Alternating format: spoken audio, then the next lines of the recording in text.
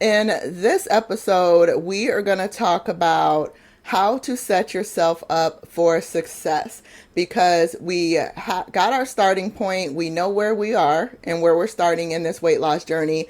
We figured out what and how much we want to eat, and now we need to set ourselves up for success. So that's what we're talking about in this episode. Let's go.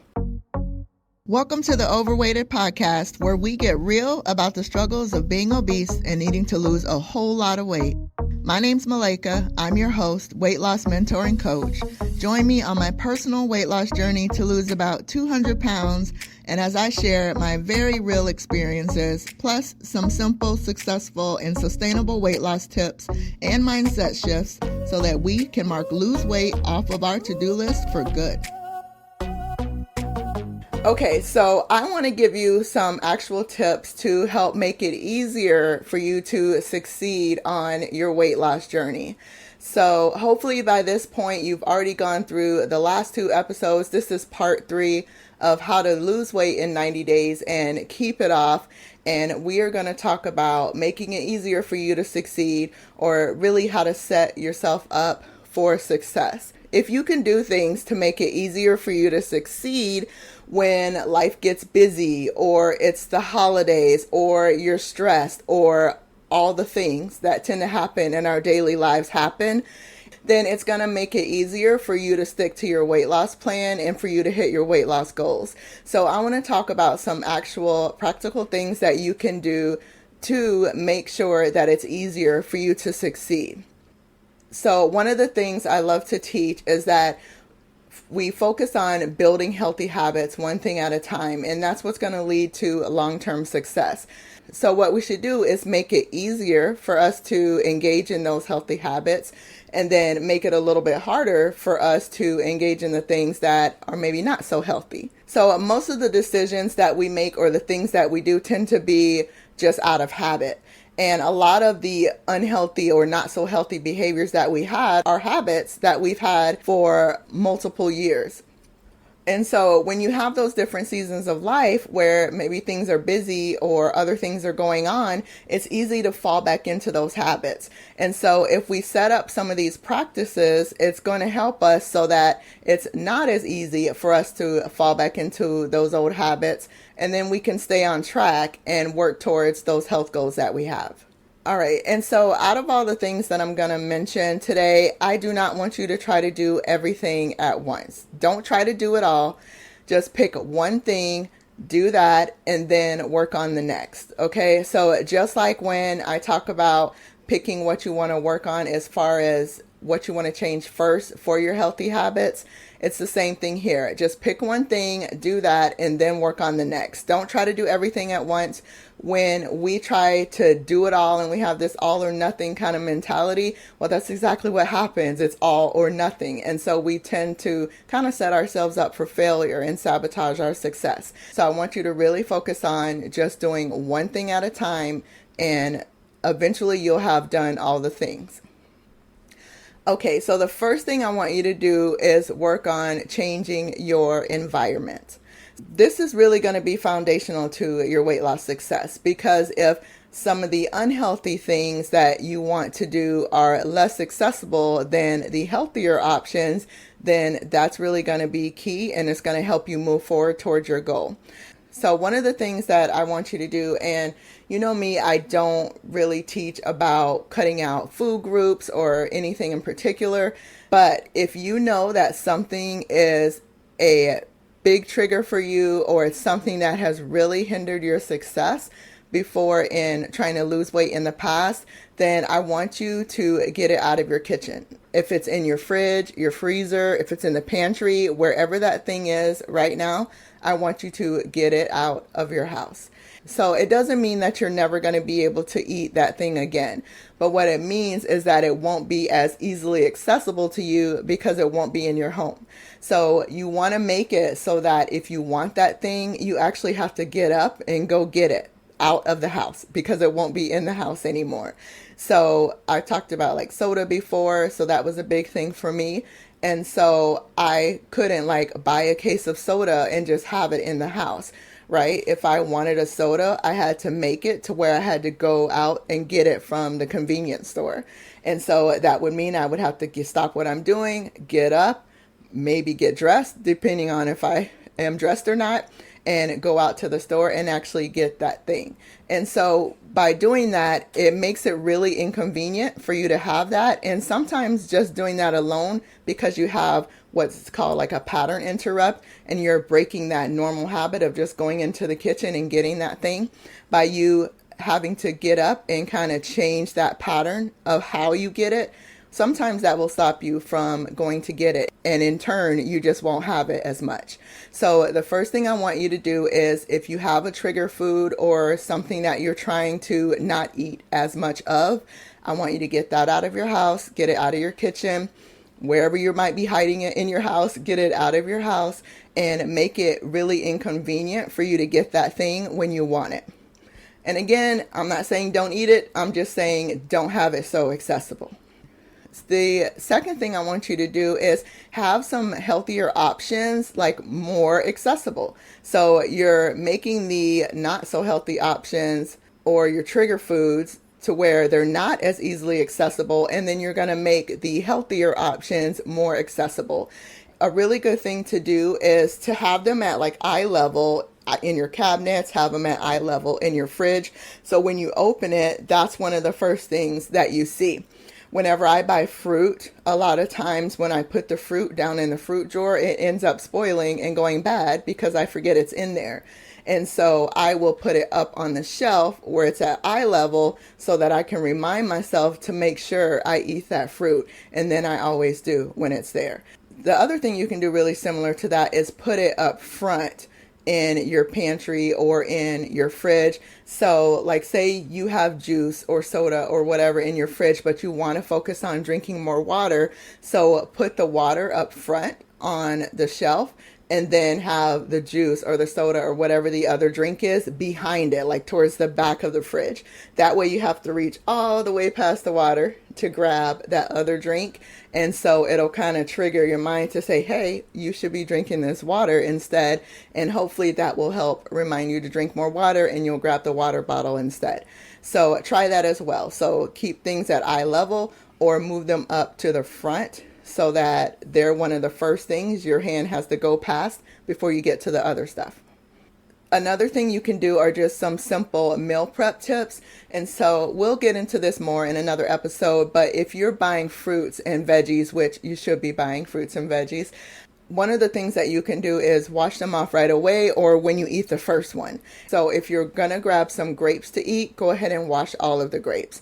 If you're going to have an apple, go ahead and wash all the apples. So that way it's already done, and it's one less thing you have to do when you're trying to grab that healthy thing for you to eat. Because sometimes we choose the less healthy option because it's just more convenient. And so if we go ahead and wash our fruits and veggies, or if you need to cut up the veggies and have them prepped and ready in containers, you can do that as well. But if we do all of that, that will make that more convenient for us. And then that increases the chances to eat more fruits and veggies throughout your day. Another tip around your kitchen is to clean your kitchen and declutter and organize your kitchen. So I know that when I took the time to declutter and clean up my kitchen, it made me feel so much better going in there from day to day. You know, when your space is cleaned up and it's organized, it helps to really clear your mind, and it's going to make mealtime less stressful. So it really goes a long way to clean up and organize your kitchen and declutter some things. If there's some appliances that you really aren't using, go ahead and donate those or sell them, whatever you need to do. And get rid of a lot of the plastic that probably you don't have the lids for anymore. So really go through your kitchen and think about, what do I actually need in here, and organize it the best way possible so that the tools that you use the most are easily accessible, and the ones that you don't use as often maybe are more towards the back or are in the harder to reach places. And again, that'll just make it really nice when it's time to go in and cook. It'll be less stressful and you'll have what you need. Another tip for the kitchen, and I thought this was so smart. This was from another precision nutrition coach, and they had said to make your fridge door like a vision board. So maybe you're putting like pictures of what you want your body to look like up on the fridge, or you may be putting sticky notes with goals or like affirmations up there, but really turning that front of your fridge into like a vision or a prayer board. And that way, when you're going to the fridge, it's going to help you to see those things and help remind you of your goals, so that it'll make it a lot easier to grab that water when you go in the fridge instead of grabbing that soda. And the last step that I have for you in changing your environment is keep some healthy snacks in your car. So whether that's granola bars or Nutri-Grain bars, or you have some water bottles or like the drink packets that you can put into water, have some of that stuff in your car, probably in your console or in the glove compartment, but have some snacks in your car available, so that way when you're out and about and you start to get hungry, instead of going through the drive-through, you can grab yourself a snack. Again, those are just some ways to change your environment to help you set yourself up for success. And so the next thing you can do is change what's coming in your house. So you already worked on your environment and maybe taking some things out that needed to leave or that may be triggers for you. But it doesn't help if you just bring those things right back into your house. So you want to change what's coming into your house. So the first thing that you can do is plan your meals out for the week, so that you know what exactly you want to buy when you go to the grocery store, right? And for me, I don't like to necessarily plan what food I'm going to have on what day, but I will have a list of meal ideas for the week. And then I'll decide that day, like, or the night before, okay, I feel like I want to eat this today, or I want to eat this tomorrow. And so I will prepare that meal that day. So I'm really driven a lot by my mood, but I will still plan maybe some ideas for the week. And so based on that, I know what I want to buy at the grocery store when I go. So however you decide that you want to do your meal plan out your meals and then make your grocery list accordingly, so that when you go to the grocery store, you actually have a plan of what you want to bring into the house. And the second thing on that note is, don't go to the grocery store hungry. Because I don't know if you've ever done it before, but when you go to the grocery store hungry, you tend to buy a lot of things that are not on your plan or not on your list, or you end up grabbing things that are just less nutritious because you know they're just going to be really satisfying in that moment, so you grab them. So go to the grocery store with a plan and don't go hungry. And the last thing I have for you as far as changing what's coming in, if it's something that you can afford and that works with your lifestyle, consider doing some type of meal delivery option. There are so many companies out there now that offer really delicious and nutritious meals. So if that's something that's within your budget, then consider that, because that's also going to help take a lot of the guesswork out of what you eat and what you need to buy, because they come with the ingredients already in those boxes. And so a meal delivery service might be a really good idea for you.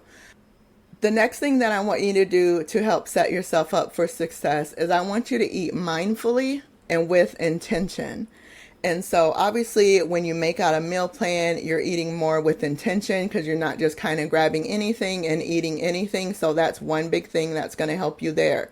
But what tends to happen with us is that we eat whatever we're served. So whatever amount that is that we get, we tend to eat that, right? Like the Clean Your Plate Club. So just as an example, with my kids, whatever size plate they have, they will fill it up with chicken nuggets or pizza rolls. So one trick is to have smaller plates. And so with a smaller plate, you can only fit so many chicken nuggets or pizza rolls on that particular plate, as opposed to a bigger plate. And it works with kids and it works for us adults as well. So think about buying yourself some smaller plates. And I'm not saying they have to be really small, like dessert plates, but if it's just a smaller size plate, maybe a kid's plate, or maybe even a plate that has sections on it, what we tend to do is fill our plate according to the size of the plate. So if you have a smaller plate, then by default, you're probably going to eat less. So think about getting yourself some smaller plates to eat from. So another thing I would like you to do when trying to eat mindfully is eating with less distractions. Because what tends to happen is when we are distracted, whether we're watching TV or we're on our computers or working, we will eat more when we're not paying attention to what we're eating. So if you're in a position where you can limit the distractions or totally turn them off while you're eating, do that, because it's just going to help you be more aware of what you're eating and how much. So another thing that you can do as far as setting yourself up for success is add movement into your day just naturally. So for instance, if you're going to a store, you could park farther back from the entrance of the store, and that way you have a little bit farther to walk, and so that's just naturally adding in some additional steps for you. Another thing you can do if you have a dog, instead of just taking the dog out in the backyard, maybe you walk the dog around the neighborhood. So that's getting your dog some exercise, and it's helping you to get some more exercise as well. Another tip that was from another nutrition coach that I thought was really good is that you can put some of your workout gear around your house. So like say you have some dumbbells or maybe you have a pull-up bar. So what you can do is place it in different areas around your house, and then whenever you pass by that piece of equipment, that's like a trigger or a reminder for you to do that particular exercise. So if you have the pull-up bar maybe at the entrance of your office, like your home office, then whenever you go through that doorway, you have to do like 5 pull-ups on that bar. So I just thought that was a really fun way to add some extra movement into your day. Another way to possibly add some extra movement in is to join a social group that's really based around movement or some type of activity where you're up and moving around. So maybe you're joining a biking club if you like to bike, and so that's naturally going to get you out and on your bike more. Or maybe it could even be a group of dog owners and you guys go out and walk your dogs. I've seen some mom groups where they put their kids in strollers and then they go walk around together. So just really look for maybe clubs or organizations in your area where you can just get out and meet some new people and then also get some activity in at the same time. And the last thing I want to say about adding in more movement naturally is get some comfortable shoes. Because I know for me, one of the big barriers for me in the beginning with exercise was that my feet and my back would always hurt. So I actually found this particular pair of shoes that when I wear them, I don't have any problems with my feet hurting. So find a really comfortable pair of shoes for you, and when you're in the house or just walking around the house, you can wear those shoes. Just having those shoes on might make you want to go out and walk around the neighborhood, or it might just make you want to get up and go exercise because you actually have your sneakers on. So find some really comfortable shoes for you to actually exercise in and then wear them. And the last thing that I want to talk about as far as setting yourself up for success is get some accountability. Whether it's a coworker or a friend or a family member, or you join a group like Transformation Tribe, whatever it is, get yourself around some people that are going to encourage and support and uplift you on your weight loss journey. You want to have that accountability in place because there's going to be times where you just don't want to do it, where you want to give up, where you might start regressing, and you need to have that accountability and support there in place to help you during those times. And also sometimes with accountability, we'll tend to do things for others that we may not do for ourselves. And so it helps if you know that, oh, I have my friend waiting for me at the gym, I need to get up and go to the gym. Or if you know that my coach is going to be checking in on me and my meal plan, so I need to make sure I'm sticking to this meal plan. Whatever that accountability is going to look like for you, make sure that you have some accountability in place. Like I said, it can be a friend, it can be a coworker, it can be a family member, it could be a weight loss mentor or coach, or it could be a group of people that are on a weight loss journey just like you are. So that was 5 things to help you set yourself up for success on your weight loss journey. 1, change your environment. 2, change what's coming in to your environment. 3, eat mindfully and with intention. 4, add more movement into your life naturally. And 5, get some accountability. So for your homework, just pick one of those areas and work on one thing that I mentioned from that area. And then once you have that down, work on the next thing. I will see you guys next week, and we will talk more about actual food and what we should grab when we're going to the grocery store. All right, I'll see you later. Bye-bye. Thank you so much for spending time with me today. If you got any value out of this or something just really resonated with you, can you do me a favor and leave a review? It helps others find the show so that it could help them too. Also, I'd love to connect with you on other platforms. I'm Malaika Burley on IG and YouTube. And go grab my free webinar, The 5 Keys to Simple, Successful, and Sustainable Weight Loss at malaikaburley.com. And of course, all of those links are in the show notes. Thanks again and have a blessed day.